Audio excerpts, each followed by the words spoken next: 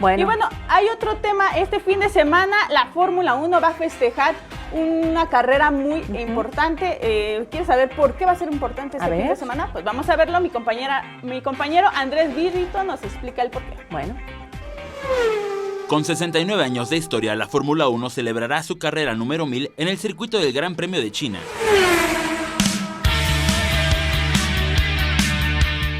Desde 1950 en la pista de Silverstone en el Gran Premio de Gran Bretaña, ganado por el italiano Nino Farina, pasando por la carrera 100, celebrada en Alemania en 1961, o la 500 disputada en Australia en 1990, la Fórmula 1 ha dejado un legado en el mundo del automovilismo, pasando por 73 pistas en 38 países incluyendo México.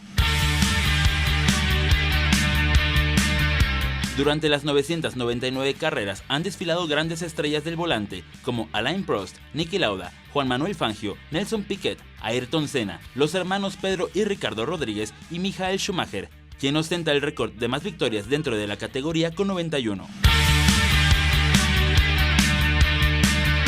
Para la próxima carrera número 1000 de la categoría, programada para el domingo 13 de abril a las 13:10 horas del tiempo de México, Valtteri Bottas buscará ampliar su ventaja en el Autódromo Internacional de Shanghái, en la tercera fecha de la temporada 2019. Actualmente, Bottas se encuentra al frente de la clasificación con 44 puntos, seguido del británico Lewis Hamilton con una unidad menos y Max Verstappen en tercer lugar con 27 unidades. Andrés Brito, 21 Noticias.